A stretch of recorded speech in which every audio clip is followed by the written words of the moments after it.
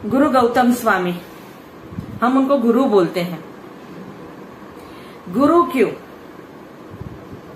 गुरु गौतम स्वामी जो महावीर भगवान के पहले गणधर, महावीर भगवान के 11 गणधरों में से नंबर 1 उनका था गुरु गौतम स्वामी।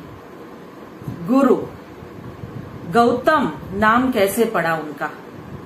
उनका नाम तो इंद्रभूति था, तो वो गौतम कैसे हो गए?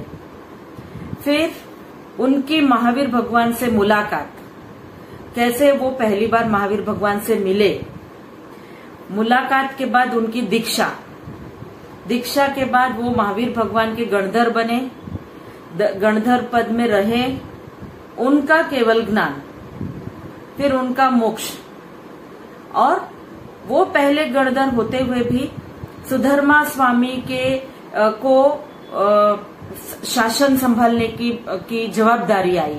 ऐसा क्यों हुआ? तो ये सारी चीजें हम आज थोड़ा सा देखेंगे डिटेल में। सबसे पहले मैं स्टार्ट करूंगी गुरु गौतम स्वामी के बारे में। गौतम स्वामी कौन थे, पहले कौन थे और बाद में वो हमारे गुरु गौतम स्वामी कैसे बने?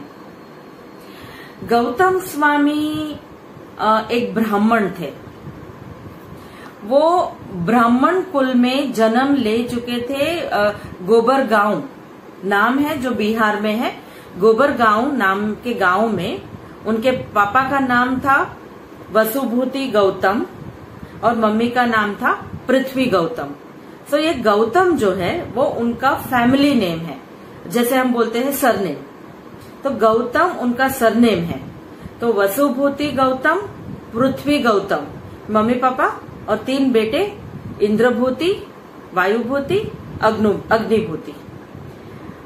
इंद्रभूति गौतम सबसे बड़े, एल्डेस्ट सन, उनका फैमिली नेम गौतम।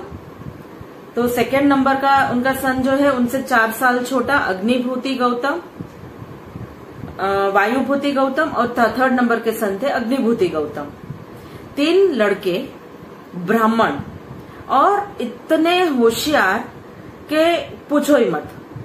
जैसे उनको सारे तीनों बच्चे सारे वेद पुराण सब में एक्सपर्ट, बोलते हैं ना 14 विद्या, 14 विद्याज में एक्सपर्ट, सब कुछ उनको आता था। इतने ब्रिलियंट के पूछो मत।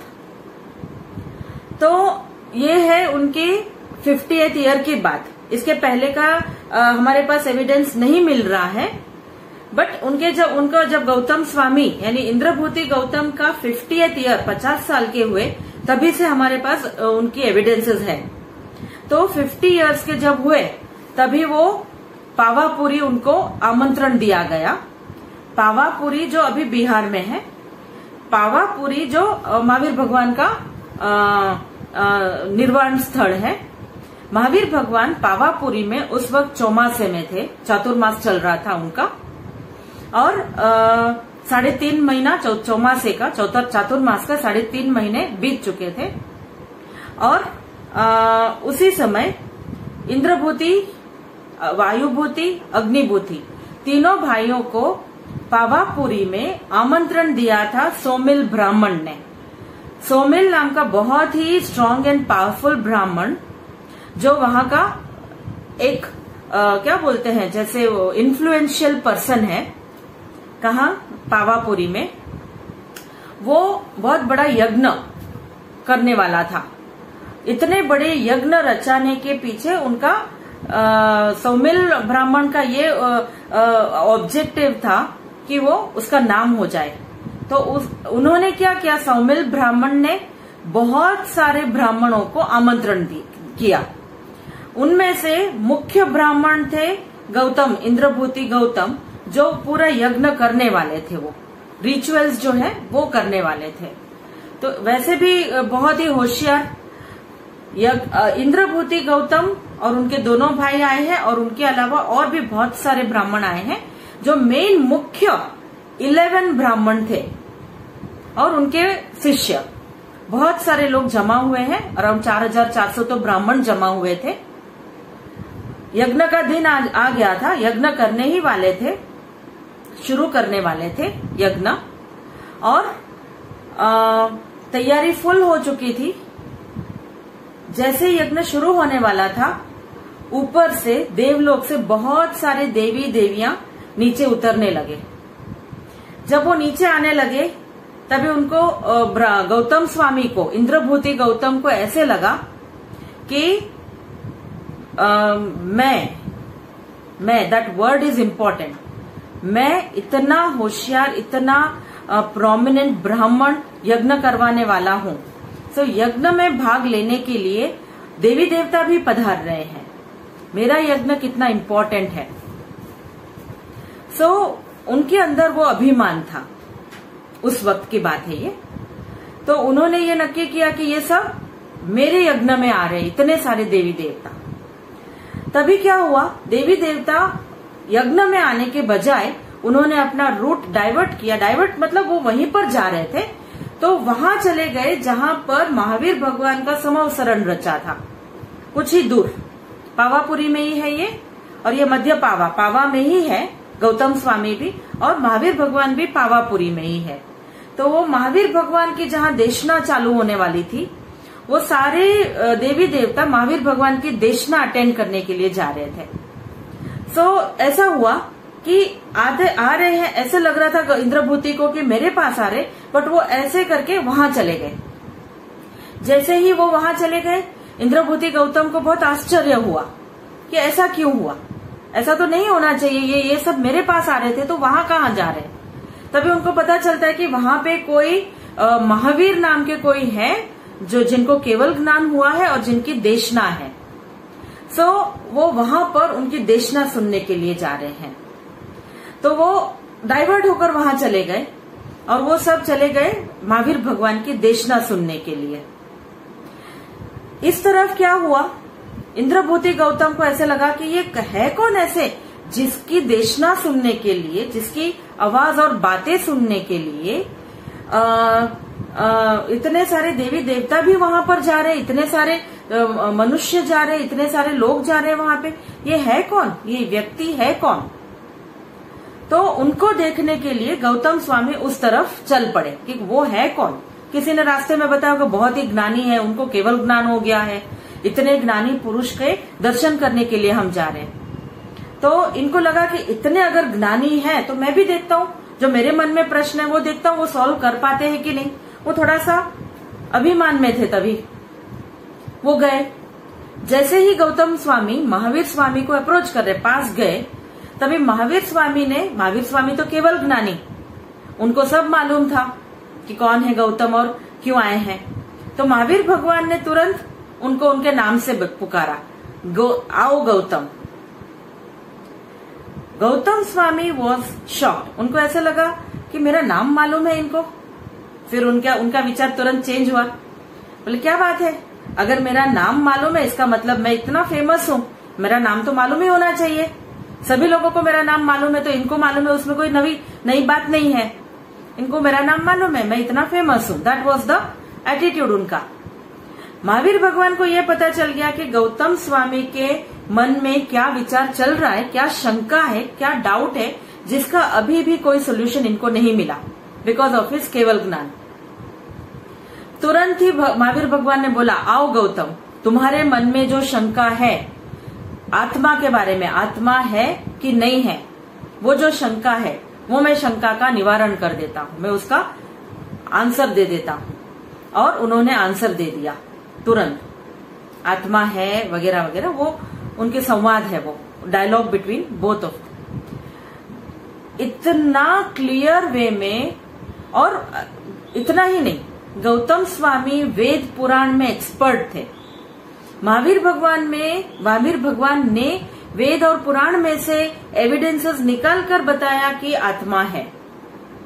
तुरंत गौतम स्वामी का माइंड क्लियर हुआ, उनको ऐसे लगा कि इतना जो मेरा बड़ा प्रश्न था, इतना बड़ा मेरा जो मेरी जो क्वेश्चन क्वेरी, वो महावीर भगवान ने ऐसे सॉल्व कर दी। कितने ज्ञानी, कितने ऊंचे हैं ये भगवान, मुझे अभी तुरंत इनके पास दीक्षा लेनी है। तो महावीर भगवान ने तुरंत उनके पास, गौतम स्वामी ने दीक्षा ले ली। तो गौतम स्वामी के साथ उनके शिष्य ने भी 500 शिष्य ने भी दीक्षा ले ली। ये मैं थोड़ा अलग एंगल से अगर हम देखते हैं तो महावीर भगवान की ये सेकेंड देशना थी। उनको अगले दिन रुजुवालिका नदी के पास उनको केवल ज्ञान हुआ था।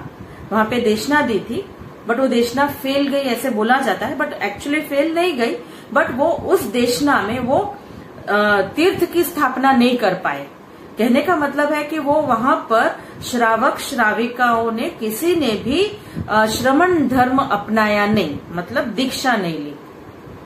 तो वो देशना हम ऐसे बोलते हैं फेल गई, but it's actually not that word. Common language में बोलते हैं कि वो देशना फेल गई, but it's not like that. किसी ने भी श्रावक श्राविका ने वहां पे दीक्षा नहीं ली। That is the thing. उन्होंने देशना दी। देशना में सारे लोग थे, जेंट्स लेडीज भी थे, एनिमल्स भी थे, पशु पक्षी सब थे। वो था रुजुवालिका नदी के पास। अगर हम अभी भी बड़ी यात्रा पर समित शिखर हम जाते हैं तो रुजुवालिका जाते हैं, और वो जगह है वहां पर जहां पे ऐसे माना जाता है कि महावीर भगवान ने पहली देशना दी थी। तुरंत महावीर भगवान ने रुजुवालिका से विहार करके पावापुरी आ गए, और पावापुरी आके उन्होंने वहां पर देवी देवताओं ने समूह शरण रचा, और वहां पर उन्होंने देशना शुरू कर दी। सो ये देशना में उनके पहले शिष्य बने गौतम स्वामी। उसके तुरंत बाद गौतम स्वामी जब रिटर्न नहीं आए, तभी वहां पर जहां पे सौमेल ब्राह्मण ने पूरा यज्ञ रचा था, वहां पर समाचार स्प्रेड हो गया कि गौतम स्वामी ने तो महावीर भगवान के पास दीक्षा ले ली।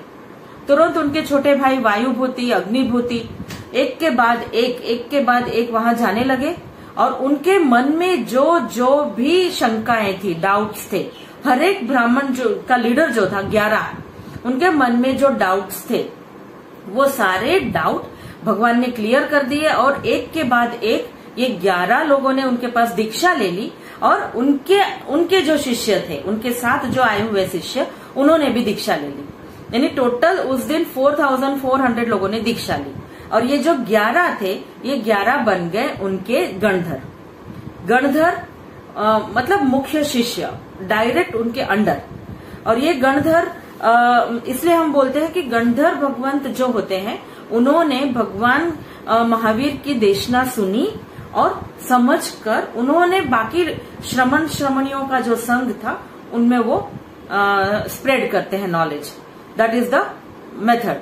सो गणधर 11 हुए, और गणधर जो हम बोलते हैं कि द्वादशांगी बोलते हैं, हमारे 45 आगम में से 12 अंग जो होते हैं, मेन 12 आगम, वो उसकी रचना, वो 12 की रचना इन गणधर भगवंतों ने की है। और 12 के साथ 14 पूर्व का ज्ञान भी महावीर भगवान ने उनको दिया, और वो पूरा टोटल वर्बल था। उस वक्त कोई भी चीज लिखी नहीं जाती थी। ये मैं बात कर रही हूँ 2600 ईयर्स के पहले की। तो पूरा वर्बल भगवान ने समझाया, और ये 11 गणधरों ने समझ लिया, और 11 गणधरों ने अपने शिष्य जो श्रमणियों का संघ था, श्रमण स्पेसिफिकली संघ था अभी, उनमें वो स्प्रेड करते हैं। सो इट इज लाइक द्वादशांगी, मतलब 12 अंग और 14 पूर्व का पूरा ज्ञान गौतम स्वामी और अन्य गणधरों के पास था। यानी इतने ज्ञानी कि जिसका मैं शायद डिस्क्रिप्शन अभी मैं वर्ड्स में नहीं दे सकती। इतने ज्ञानी पुरुष ये 11 गणधर। तो बस ये उसके बाद उन्होंने दीक्षा ले ली। दीक्षा लेने के बाद गौतम स्वामी के 2 मेन जीवन कार्य बन गए। एक तो है शासन प्रभावना, और दूसरा साधना। साधना करने लगे, और शासन की प्रभावना मतलब शासन कैसे ग्रो हो, तो वो 2 चीजों में उनका मेन ध्यान था। महावीर भगवान के वो चाहते शिष्य बने, सबसे फर्स्ट नंबर के बहुत ही फेवरेट शिष्य बने। और गौतम स्वामी को भी महावीर भगवान के ऊपर इतना मोह, जो मैंने तो पहले बात की थी, उनको अभिमान था। वो अभिमान जैसे ही वो दीक्षा ले लेते हैं पूरा खत्म हो जाता है, उनका अभिमान खत्म हो जाता है। यहाँ तक कि हम बात ये भी बोल सकते हैं कि जब वो अपना परिचय देते थे कहीं भी किसी से भी, तो वो ऐसे कभी नहीं बोलते थे कि मैं 14 पूर्व का ज्ञानी हूँ, मैं लब्धि का, मेरे पास लब्धि का भंडार है, मेरे पास इतना ज्ञान है, मैं 14,000 श्रमण और 36,000 श्रमणियों के ग्रुप का मैं लीडर हूँ। उनके गणधर भगवंत हूं मैं, कुछ नहीं बोलते थे, सिर्फ एक लाइन बोलते थे, मैं महावीर भगवान, भगवान महावीर, श्रमण भगवान महावीर का शिष्य हूं। बस एक ही उनका परिचय हुआ करता था और महावीर भगवान के ऊपर इनको बहुत मोह। अगर हम उन दोनों की बातें जो हमको अभी भी पढ़नी हो, जैसे बोलते हैं डायलॉग, संवाद, अगर हम पढ़ना चाहते हैं तो अभी भी हमको ये संवाद मिल सकता है। जैसे 5वें नंबर का अंग व्याख्या प्रज्ञप्ति या फिर भगवती सूत्र, अगर इनको हम पढ़ेंगे तो भगवंत गौतम स्वामी और महावीर भगवान का संवाद आपको मिलेगा। यानी इन दोनों बुक्स में पूरा जैन धर्म का सार है, क्या बोल सकते हैं, समरी है। इतना डिटेल में गौतम स्वामी बहुत क्यूरियोसिटी से, जिसको हम बोलते हैं ना, इतने बच्चे जैसे बन जाते थे और भनते भनते भनते बोलते थे, और भनते मतलब महावीर भगवान। और महावीर भगवान भी इतना उल्लास, इतना एंथुजियाज्म से गौतम स्वामी का हर एक डाउट, चाहे वो बड़ा हो चाहे छोटा, हर एक डाउट इतना उल्लास से गोयम गोयम गोयम बोल के सॉल्व करते थे। हर एक, अगर हम इनकी दोनों की संवाद डायलॉग भी अगर हम पढ़ लें तो इट इज लाइक पूरा जैन धर्म का तत्व इन डायलॉग्स में है। तो खास करके भगवती सूत्र भी पढ़ने जैसा है, अगर परमिशन हो भगवान आचार्य भगवंतों की तो पढ़ सकते हैं। सो दैट वे यहाँ पर इन दोनों का संवाद dialogue which gives us the summary of Jain धर्म। और इस तरफ गौतम स्वामी जो बहुत बच्चे जैसा प्यार करते थे, बहुत लागणी, बहुत ज्यादा मोह महावीर भगवान के ऊपर था। ये बात मैं इसलिए रिपीट कर रही हूँ क्योंकि इसका आगे हम जाके वापस इसको हम इस बात पे ध्यान देंगे। और जैसे और एक बात, महावीर गौतम स्वामी को ऐसे स्टोरी में सुनते हैं कि जब महावीर भगवान का निर्वाण होने वाला था, मोक्ष में जाने वाले थे, इन सिंपल लैंग्वेज उनकी डेथ, जो हम नहीं बोल सकते, बट अगर बच्चे यहाँ पर है तो उनको निर्वाण का मतलब है उनकी डेथ। सो उनका जब निर्वाण, मोक्ष होने वाला था, तभी हमने सुना है कि महावीर भगवान ने गौतम स्वामी को दूर भेज दिया, अपने से दूर कर दिया। ये क्यों किया, ऐसे क्यों हुआ, इसके पीछे बहुत बड़ा अच्छा रीजन है जो हम भी समझ सकते हैं, हमको समझना चाहिए। इसके पीछे का एक बहुत बड़ा रीजन है कि गौतम स्वामी को इतना मोह था महावीर भगवान के ऊपर कि महावीर भगवान को तो पता ही था, क्योंकि वो केवल ज्ञानी थे, उनको पता था कि उनका मोक्ष का समय, निर्वाण का समय करीब आ चुका है। और ये बात है दिवाली की रात, दिवाली की रात के मिडनाइट के करीब करीब। तो तभी क्या हुआ कि उसी दिन, मतलब 14 दिवाली की रात, यानी दिवाली के दिन, अमास के दिन, आसोवदी अमास के दिन महावीर भगवान ने गौतम स्वामी को पास के गांव में भेज दिया और बोला कि देव शर्मा नाम के ब्राह्मण को आप उपदेश दे के आओ, आप उनको कुछ समझा के आओ। वो ब्राह्मण थे, देव शर्मा नाम के ब्राह्मण। तो वो ब्राह्मण को उपदेश देने के लिए दूर भेज दिया।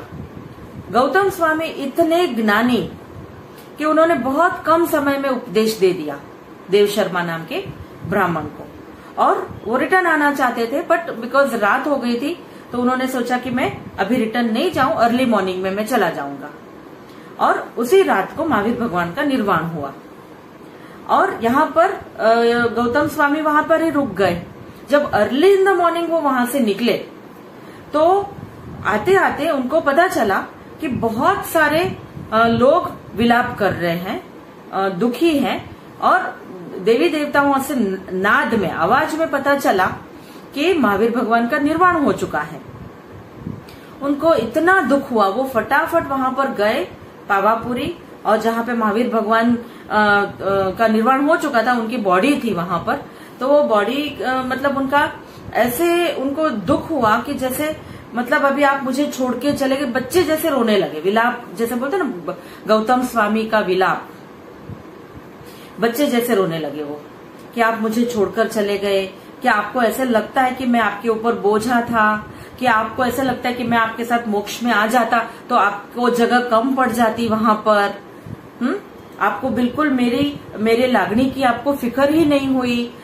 मैं इतने साल से आपके साथ था और अब आप जाने का वक्त हो गया तभी आप मुझे दूर कर देते हो। ऐसी ऐसी बातें कर कर वो विलाप करने लगे, वो दुखी हो गए, वो बहुत सारा बोलने लगे कि आप वितरागी हो।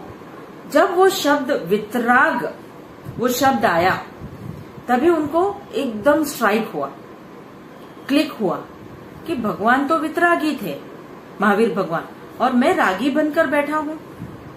भगवान ने हमेशा मुझे यही समझाया है इतने सालों में कि द्वेष भी नहीं होना चाहिए और राग भी नहीं, द्वेष बुद्धि भी नहीं होनी चाहिए और राग की दृष्टि भी नहीं होनी चाहिए। अगर ये दोनों चीज होती है तो अपनी आत्मशुद्धि नहीं होती। महावीर भगवान ने ये सारी चीजें मुझे हमेशा समझाई और आज जब मुझे समझने की बारी आई है तभी मैं क्या कर रहा हूं, देह, महावीर भगवान के देह के ऊपर मुझे इतना प्यार क्यों? मुझे उनके आत्मा के लिए लागणी होनी चाहिए और मैं ऐसे कर रहा हूं, ऐसा क्यों?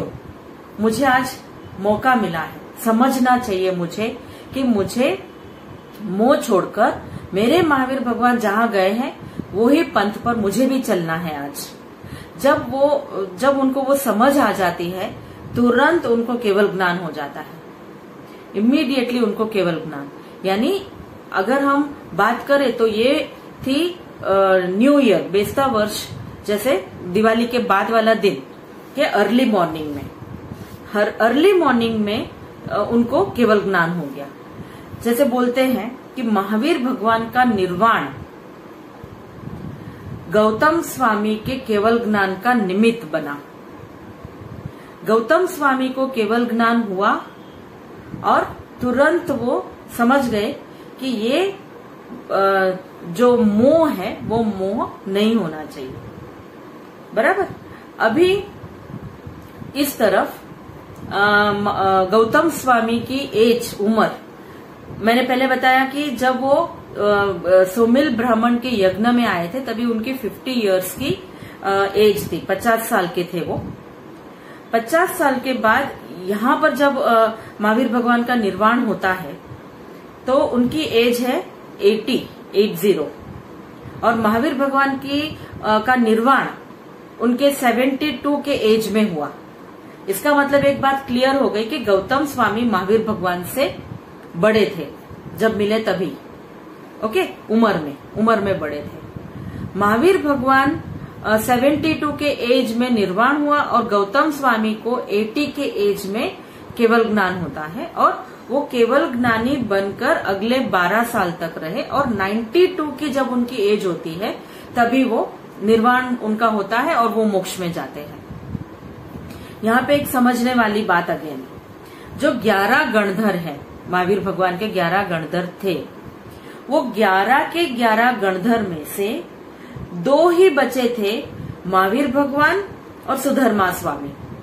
बाकी 9 ऑलरेडी, जैसे उनके छोटे भाई अग्निभूति, वायुभूति और बाकी और भी बहुत सारे जो गणधर जितने, वो सारे गणधर इसके पहले, ये इंसिडेंट के पहले ही ऑलरेडी केवल ज्ञानी बन चुके थे और मोक्ष में जा चुके थे। अभी बचे थे महावीर भगवान के 2 अच्छे शिष्य, जैसे एक है गौतम स्वामी और एक है सुधर्मा स्वामी। एक एंगल और आता है यहाँ पे, सुधर्मा स्वामी की एज भी जब उन्होंने दीक्षा ली, जिस दिन गौतम स्वामी ने दीक्षा ली उसी दिन सुधर्मा स्वामी ने भी दीक्षा ली। इन दोनों की एज 50 की है, उसी दिन 50-50। ओके, दैट मीन्स कि सुधर्मा स्वामी की और गौतम स्वामी की उम्र सेम है उस वक्त। सुधर्मा स्वामी ने भी उसी दिन दीक्षा ले ली थी, बट गौतम स्वामी का जब केवल ज्ञान होता है उसके उसी दिन महावीर भगवान का निर्वाण हो गया। अभी बचे सुधर्मा, इसलिए सुधर्मा स्वामी के ऊपर पूरा जिन शासन, उस वक्त का श्रमणियों का संघ एंड अपना चतुर्वेद संघ का भार, रेस्पॉन्सिबिलिटी सुधर्मा स्वामी पर आ गया पूरा। इसलिए जब हम बोलते हैं कि पाठ परंपरा, वो पाठ परंपरा सुधर्मा स्वामी की मानी जाती है। तो महावीर भगवान के निर्वाण पर गौतम स्वामी को केवल ज्ञान हुआ। गौतम स्वामी का एज है उस वक्त 80, सुधर्मा स्वामी की भी एज है 80। गौतम स्वामी को केवल ज्ञान हो गया, सुधर्मा स्वामी का केवल ज्ञान 92 के एज पे, वो जब 92 के होते हैं तभी उनको केवल ज्ञान होता है, और उस वक्त गौतम स्वामी का मोक्ष हो जाता है, और केवल ज्ञानी बनकर वो अगले 8 साल रहे, 100 इयर्स की आयु पूरी करके उसके बाद वो मोक्ष में गए। जब सुधर्मा स्वामी का निर्वाण हुआ और वो मोक्ष में गए, उस वक्त उनके एक शिष्य आचार्य जम्बू स्वामी, जो उनके वेरी नेक्स्ट सीनियोरिटी में आते हैं, जम्बू स्वामी को उन्होंने पूरा जिन शासन का कार्य संभालने का भार जम्बू स्वामी के हाथ में आया, और जम्बू स्वामी आचार्य की परंपरा जम्बू स्वामी से चालू हुई। उसके पहले गणधरवाद चलता था, गणधर की परंपरा थी, लेकिन जम्बू स्वामी के बाद जितने भी हुए, जैसे जम्बू स्वामी निर्ग्रंथ गच्छ के बने, सबसे पहले निर्ग्रंथ गच्छ बना, और वो गच्छ जम्बू स्वामी से शुरुआत होती है, और धीमे धीमे एक के बाद एक ऐसे आचार्य बनते गए। आज जो अभी आचार्य है, जैसे तपे गच्छ के हो या अचल गच्छ के हो या खरतर गच्छ के हो, या हम ये भी बात कर सकते हैं कि स्थानकवासी हो, ये सारे जितने आचार्य हैं, वो सारे आचार्य जिन शासन और ये अपनी आचार परंपरा और शासन की परंपरा इतनी मजबूत करके इतने अच्छी तरह से संभालते आए हैं। तो आज हम इनके ये हमारे उपकारी है, मतलब हम इनको उपकार मानने चाहिए, बिकॉज इनकी वजह से हम तक ये ज्ञान मिल पा रहा है। हम जो थोड़ा बहुत हम सीख रहे हैं, वो इनकी वजह से हम सीख रहे हैं। सो दैट वे ये परंपरा चली आई। तो हम बोलते हैं सुधर्मा स्वामी एक्चुअली महावीर भगवान का नेक्स्ट स्टेप और गणधर में, और उसके बाद आए जम्बू स्वामी। सो पाठ परंपरा जो चलती है वो सुधर्मा स्वामी, सारे के सारे समुदाय, संप्रदाय, गच्छ, गण बोलो, सारे के सारे सुधर्मा स्वामी को अपना गुरु मानते हैं। वो परंपरा वहां से शुरू हुई और वो परंपरा अभी भी चालू है। और महावीर स्वामी ने जैसे भविष्यवाणी की है, तो वो भविष्यवाणी के मुताबिक 2000 और 2004 आचार्य होंगे टोटल। दुप्पसह नाम के अंतिम आचार्य होंगे, और उसके बाद महावीर भगवान का शासन खत्म होगा। तो ये महावीर भगवान की फोरकास्ट है, भविष्यवाणी है। सो दैट वे सुधर्मा स्वामी का पाठ, यानी हम ये समझ गए कि सुधर्मा स्वामी कौन थे। वो भी एक ब्राह्मण थे, और सुधर्मा स्वामी के हाथ में पूरा कार्य, शासन का कार्य संभालने का भार कैसे आया। So that way Gautam Swami and Sudharma Swami. उसके बाद सुधर्मा स्वामी का जब कांड धर्म हुआ, निर्वाण पामे, उसके बाद से आचार्य परंपरा शुरू हो गई। I think this is very clear. अभी गौतम स्वामी की बात करते हैं।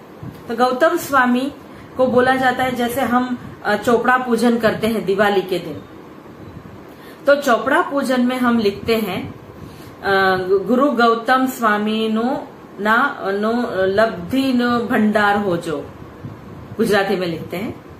तो चोपड़ा पूजन में हम गुरु गौतम स्वामी को याद क्यों करते हैं? और जब नया वर्ष, मतलब दिवाली के दूसरे दिन बेस्तो वर्ष, नया वर्ष, न्यू ईयर स्टार्ट होता है, तो हम नए वर्ष के दिन गौतम स्वामी की रास या छंद या उनके स्तवन गाते हैं और उनका रास सुनने जाते हैं। ऐसा क्यों? तो ये भी एक बहुत ही इंटरेस्टिंग बात है। गुरु गौतम स्वामी लब्धियों का भंडार था उनके पास। सो मतलब वो जो इच्छते थे वो कर सकते थे, इतने वो पावरफुल थे, इतने वो स्ट्रॉन्ग शिष्य बने महावीर भगवान की कि उनके ऊपर कृपा उतरी और वो लब्धि का भंडार उनके पास जमा हुआ। कोई भी जीव हो, चाहे वो आध्यात्मिक जीव हो, चाहे वो संसारिक जीव हो, संसारिक जीव जब भी उसको कोई तकलीफ आती है तो गौतम स्वामी को याद करते हैं और गौतम स्वामी को जैसे बोलते हैं कि ये प्रॉब्लम है और गौतम स्वामी प्रॉब्लम सॉल्व करते। That is not right actually, technically वो राइट नहीं है, बट हम गौतम स्वामी को याद करते हैं तो इसका मतलब है गौतम स्वामी का के लब्धियों को याद कर हम उनमें से थोड़ी बहुत जैसे हम प्रसादी मांगते हैं, ऐसा हो जाता है। एंड आध्यात्मिक जीव जो हैं उनको गौतम स्वामी से इतना कुछ सीखने को मिलता है क्योंकि गौतम स्वामी ने अपने जीवन में खास करके जो वो श्रमणियों के जो लीडर बन के थे, इतना उन्होंने ध्यान रखा सभी का। अगर उनको पता चल जाता है कि किसी भी एक साधु या साध्वी की तबीयत ठीक नहीं है तो वो तुरंत दौड़ के जाते थे और वहां पे उनको पूछते थे और इतने विनम्र, पोलाइट, बिल्कुल भी मतलब इनका जो कॉम्बिनेशन था ये परफेक्ट कॉम्बिनेशन, कोई घमंड नहीं, कोई भी ऐसे जैसे मैं इतने बड़े कम्युनिटी का लीडर बन गया ऐसा विचार नहीं था। इतने काइंड, उनका जो मन था इतना कोमल, इतने पोलाइट, इतने लागनी वाले, इतना परफेक्ट कॉम्बिनेशन था कि अगर जैन परंपरा में हम बोले तो महावीर भगवान जितने इन्फ्लुएंशियल है उसके दूसरे नंबर पर गौतम स्वामी आ जाते हैं। इतना इन्फ्लुएंस गौतम स्वामी का हुआ है हम पर। सो दैट वे गौतम स्वामी लब्धि की एक स्टोरी तो आपको सबको बहुत ही फेमस है। जैसे बोलते हैं अंगूठे अमृत वसे लब्धि तना भंडार, श्री गुरु गौतम समरिये मन वांछित फलदातार। मन वांछित, मन में जो इच्छा है उसका फल देते हैं गौतम स्वामी, ऐसे बोला जाता है। तो खीर वाला इंसिडेंट इतना फेमस है। अष्टापद पर्वत पर 1500 साधु भगवान पर्वत पर जा रहे थे। पर्वत पर जाकर जब आए तभी जब नीचे आ गए थे बहुत थक चुके थे वो साधु थे नॉर्मल, बहुत थक चुके थे। गौतम स्वामी ने देखा और वो इनफैक्ट वो महसूस कर पाए कि इनकी पीड़ा क्या है, तकलीफ क्या है, और इनको बोला कि आप बैठ जाइए, मैं आपको भोजन देता हूँ, खीर देता हूँ। और उनके पास तो उन्होंने वोराया था एक छोटा पात्रा में, उनके पास खीर था थोड़ा सा, उनके अकेले जितना ही वोराया था उन्होंने गुजरी लिया था। तभी उन्होंने क्या किया कि जो खीर का जो पात्रा है उसके अंदर उन्होंने अपना अंगूठा डाल दिया और उसमें से सब 1500 साधुओं को उन्होंने खीर पिरसा। तो वो खीर उस पात्र में से खत्म ही नहीं हुआ, चलते ही रहा। सो ये उनकी लब्धि है जो उन्होंने अपने अंगूठे अमृत वसे, दैट इज द थिंग, कि उनके अंगूठे में से अमृत झरता है। उन्होंने जब अंगूठा जब खीर में डाल दिया तो वो खीर की क्वांटिटी इतनी बढ़ गई कि सारे 1500 साधु भगवंतों को उन्होंने खाना खिलाया। तो ये बहुत ही फेमस स्टोरी है। हम सब जब सुबह हम उठते हैं, right in the beginning, morning में फर्स्ट काम हम गौतम स्वामी को याद करते हैं। न्यू ईयर के दिन हम पहली शुरुआत गौतम स्वामी के रास से करते हैं, नो डाउट। बट जब सुबह हम उठते हैं तो पहला फर्स्ट नंबर का काम हम क्या करते हैं, गौतम स्वामी को हाथ जोड़कर वंदन करते हैं और उसके बाद हम महावीर स्वामी को याद करते हैं। इसके पीछे का लॉजिक, जब हम गौतम स्वामी को प्रे करते हैं सुबह उठकर, तो हम गौतम स्वामी से ये प्रार्थना करते हैं कि आप हमारे गुरु हो, आप हमको महावीर भगवान तक ले जाओ। भगवान से हमको जोड़ने वाला गुरु होता है, जिसका गुरु का एक हाथ भगवान के हाथ में होता है और एक हाथ हमारे हाथ में होता है। गुरु गौतम स्वामी से भी हम यही प्रार्थना करते हैं कि आप हमको गुरु हमारे भगवान तक पहुंचाओ। इसलिए सुबह उठकर सबसे पहले गौतम स्वामी, ओम ह्रीम श्री गौतम स्वामी ने नमो नमः, उसके बाद महावीर स्वामी ने नमो नमः, और गौतम स्वामी का छंद जो बहुत ही फेमस है, वीर जिनेश्वर केरो शिष्य गौतम नाम जपो निस्दिन, ये वाला बोलते हैं। सबसे पहले ये बोलते हैं, फिर महावीर भगवान को याद करते हैं। ये हम अपने बेड पर बैठे बैठे भी हम बोल सकते हैं ये छंद। और बोला गया है कि ये छंद के जो अक्षर है, जो शब्द है और जो मीनिंग है, वो ऐसे निकलता है कि ये संसार में जीने के लिए हमको जो चाहिए, जैसे हमको अनुकूलता चाहिए, संजोग अच्छे होने चाहिए, सर्कमस्टेंसेस अच्छे होने चाहिए, जिससे हम इजीली पूजा कर सके, आराधना कर सके, भगवान देरासर जा सके, भगवान को याद कर सके, सामायिक कर सके, वगैरह वगैरह, प्रतिक्रमण एंड ऑल संजोग होने चाहिए। अगर हम ये सोचे कि एक इंसान जो कॉन्स्टेंटली यही निर्वाह, जैसे मैंने लास्ट लेक्चर में बताया था, निर्वाह के लिए जी रहा है, सिर्फ कमाना है और खाना है, बस वो 2 वक्त की रोटी मिल जाए, दैट काइंड ऑफ, तो वो बेचारा क्या देरासर जा पाएगा, या क्या वो धर्म कर पाएगा, क्या पूजा सेवा कर पाएगा, क्या सामायिक कर पाएगा वो। सो हम गौतम स्वामी को जब सुबह उठकर हम छंद बोलते हैं, गौतम स्वामी का छंद, तो ये छंद के पीछे, छंद के अंदर जो वर्ड्स है उसमें ये मीनिंग निकलता है कि हमको वो संजोग पूरा क्रिएट करके देना गुरु गौतम स्वामी, जिससे हम अच्छे से अच्छा हम धर्म कर सके, अच्छे से अच्छा हमारी जो ड्यूटी है मनुष्य भव में आके वो हम पूरा कर सके। जैसे उसमें ऐसा भी लिखा है कि लोग आपकी बात मानेंगे, या फिर आपके पास घोड़े गाड़ियां होंगी, आपके पास घर होगा, आपका पुत्र विनीत होगा, आपकी वाइफ सुशील होगी, ये सब शब्द आते हैं वो छंद में। तो इसका एक ही मीनिंग है कि अगर ये सारे सर्कमस्टेंसेस बहुत ही अनुकूल, फेवरेबल हो जाएंगे तो हम बहुत ही अच्छी तरह से धर्म कर पाएंगे। इसीलिए सुबह उठकर हम गौतम स्वामी को प्रे करते हैं और छंद बोलते हैं, और वो प्रे करने के पीछे हमारा एक ही उद्देश्य, एक ही ऑब्जेक्टिव होना चाहिए कि गुरु गौतम स्वामी आप हमारे गुरु हो, आप हमको महावीर भगवान तक ले जाओ, आप हमको उनके बाजू में जाकर हमको बसाओ, मोक्ष में हमको भी आप ले जाओ। आप पहुंच गए हो, हम भी वहीं पर आना चाहते हैं, हम भी भगवान महावीर के बताए हुए रास्ते पर चलना चाहते हैं, आप हमको साथ दो, आप हमको सर्कमस्टेंसेस क्रिएट करके दो, जिससे हमको आसानी से हम मोक्ष में जा सके। तो ये हर सुबह उठकर गौतम स्वामी को हम इसीलिए याद करते हैं और याद करना चाहिए। तो सुबह उठकर जैसे गौतम स्वामी को, उसके बाद महावीर भगवान को, यानी ये सब चीजों से ये पता चलता है कि गौतम स्वामी का इन्फ्लुएंस कितना स्ट्रांग।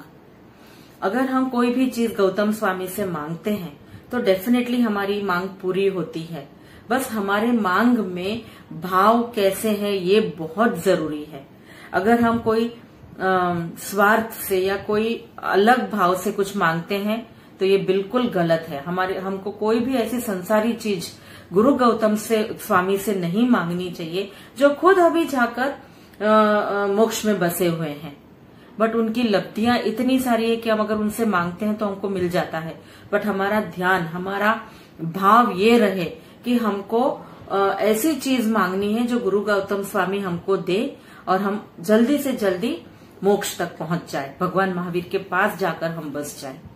सो ये गुरु गौतम स्वामी की स्टोरी, बहुत सारी छोटी छोटी और स्टोरीज है गुरु गौतम स्वामी की, बट मैं ये चाहती थी कि उनका बेस, उनका जो इम्पोर्टेंस है, जैसे नए साल के दिन हम पहले उनका रास सुनते हैं, उनके स्तवन गाते हैं या उनका छंद बोलते हैं। इसके पीछे भी यही लॉजिक है कि हमारा साल अगर हम गौतम स्वामी के नाम से शुरू करते हैं तो पूरा साल संजोग अच्छे बनेंगे, फेवरेबल सर्कमस्टेंसेस हमारे लाइफ में बनते जाएंगे, जिसकी वजह से हम मोक्ष तक जा सके, महावीर भगवान के बताए हुए पथ पर हम चल सके। इसके पीछे यही लॉजिक है। और चोपड़ा पूजन में भी हम गौतम स्वामी का नाम लिखते हैं कि हमारा भी भंडार भरा हो, सो दैट हमारे पास अगर हमारा भंडार भरा होगा तो हमको सर्कमस्टेंसेस हमारे फेवरेबल हो जाएंगे। हम 2 घंटा अगर हम हमारे काम धंधे से थोड़ा राहत लेकर हम प्रतिक्रमण, सामायिक करें, सेवा पूजा करें, देरासर जाए, दान धर्म का काम करें, तो हमको कोई भी हमारे धंधे में नुकसान नहीं होगा। इसलिए हम बोलते हैं कि हमारा जो भंडार भरार है ये हम चोपड़ा पूजन में लिखते हैं। तो ये सब के पीछे बहुत बड़ा लॉजिक है, बहुत स्ट्रॉन्ग पॉइंट्स हैं। तो मैंने बस कोशिश की है। मेरे कोई भी भाव ऐसे नहीं है कि किसी को भी कोई तकलीफ पहुंचे, किसी को भी कोई हर्ट करने की मेरी कोई भी भावना नहीं है। अगर मेरे से कोई भी बात ऐसी जानते अजानते बोली जाती है तो मिच्छामी दुक्कड़म बोलती हूँ, बट मेरे भाव नहीं है। अगर कोई ऐसी चीज जो मैं बोल रही हूँ और आपको लगता है कि मैं गलत हूँ, तो आप डेफिनेटली आप मुझे बोल सकते हो फोन पे, मैसेज में, कोई भी तरह से। अभी भी मैं बोल रही हूँ कि मैं इतनी ज्ञानी नहीं हूँ, मुझे बहुत कुछ सीखना बाकी है। ऐसे लगता है सीखने की बात आए तो एक भाव बहुत कम पड़ेगा। ऐसा लगता है कि इतने साल मनुष्य भाव के खत्म हो गए, अभी हमारे पास जितने साल बाकी वो बहुत कम पड़ेंगे सीखने के लिए। तो और बस हमारे पास और समय मिल जाए, और मनुष्य गति मिल जाए, और जैन धर्म मिल जाए, और अच्छे से अच्छा परिवार कुल मिल जाए, जिससे हम और आगे सीखें और आगे बढ़ें, आध्यात्मिक रीते और स्पिरिचुअल वे में, और मोक्ष तक पहुंचे। यही मेरा भाव है।